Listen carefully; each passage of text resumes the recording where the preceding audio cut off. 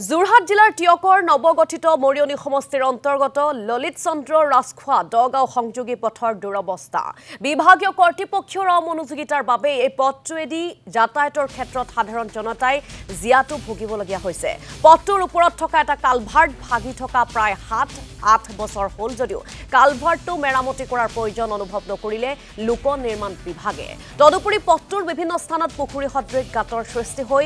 যাতায়াতৰ অনুপযোগী হৈ পৰিছে লোকসভা নিৰ্বাচনৰ প্ৰাক্ষণত চমক সৃষ্টিৰ বাবে পথটো মেৰামতি কৰাৰ বাবে শিলান্যাস কৰিছিল যদিও নিৰ্বাচনৰ পাছত পথটোৰ ওপৰত এছপৰা মাটি নপৰিল ফলত ৰাইজৰ মাজত এতিয়া প্ৰতিক্ৰিয়াৰ সৃষ্টি হৈছে আপোনালোকক দৃশ্য দেখুৱাইছো প্ৰকাণ্ড গাঁতৰ সৃষ্টি হোৱা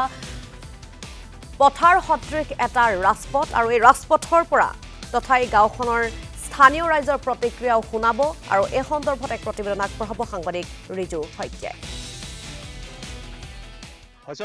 গ্ৰামাঞ্চলৰ যিবোৰ পথ সেই পথসমূহে আচলতে সাধাৰণ ৰাইজক জিয়াটো ভুগাইছে আৰু যাৰ বাবে আচলতে দেখা গৈছে যে গ্ৰামাঞ্চলৰ যিসকল ৰাইজ সেই ৰাইজ এতিয়া আচলতে ক্ষোভিত হৈ পৰিছে নিৰ্বাচনৰ প্ৰাক্ষণত প্ৰতিটো ৰাজনৈতিক দলে উন্নয়নৰ কথা কয় বিশেষকৈ বিজেপি নেতৃত্বাধীন যিখন চৰকাৰ ৰাজ্য চৰকাৰখনে লোকসভা নিৰ্বাচনৰ প্ৰাক মুহূৰ্তত কৈছিল যে ৰাজ্যখনত উন্নয়নৰ অনিৰুদ্ধ যাত্ৰা আৰম্ভ হৈছে আৰু সেই অনিৰুদ্ধ যাত্ৰাৰ আচলতে তাৰ সুফল পাইছেনে নাই তাৰ এয়া এক তাৰ নমুনা জিয়া ছবি মোৰ সহযোগীয়ে দেখুৱাইছে যে এইটো হ'ল ললিত ৰাজখোৱা আৰু দগাঁও সংযোগী একমাত্ৰ পথ যিটো পথেৰে আচলতে নিতৌ এনেদৰে ৰাইজ অহা যোৱা কৰিব লগা হয় এক দুৰ্ভোগ ভুগিব লগা হয় এই পথৰ যি জৰাজীৰ্ণ ৰূপ এই জৰাজীৰ্ণ ৰূপে তেওঁলোকে জিয়াটো ভুগাইছে এই অঞ্চলৰ ৰাইজক আৰু তাৰ পাছতো আচলতে দেখা গৈছে যে চৰকাৰখনে যিদৰে উন্নয়নৰ কথা কৈছিল সেই উন্নয়ন আচলতে কেনেধৰণৰ উন্নয়ন সেয়া প্ৰত্যক্ষ কৰিবৰ কাৰণে এই মুহূৰ্তত আমি উপস্থিত হৈছোঁ এই পথৰ ওপৰত আৰু এই পথেৰে আচলতে নিতৌ ছাত্ৰ ছাত্ৰীসকল ৰোগীসকলক অনা নিয়া কৰিব লগা হয় সাধাৰণ ৰাইজে অহা যোৱা কৰিব লগা হয় মই কেইগৰাকীমান এই ৰাইজ এই পথৰ ওপৰত কেইগৰাকীমান ৰাইজ আছে মই তেওঁলোকৰ পৰা ভাষ্য ল'ব বিচাৰিছোঁ এতিয়া আপোনাৰ ঘৰ এইখিনিতে নেকি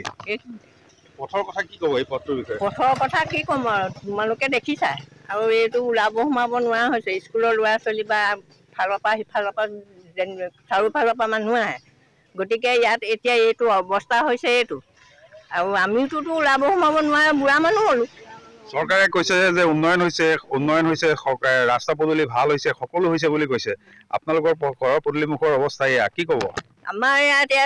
উন্নয়ন হৈছে বুলিছে এতিয়া আমাৰ এইটোকে উন্নয়ন কৰি দিয়া নাই এতিয়া আমাৰ এই স্কুলৰ হেডমাষ্টাৰ যেনিবা আনি দুগাড়ীমান ৰাইডত গাঁতকেইটা পাথৰ পেলাই দিয়াৰ কাৰণে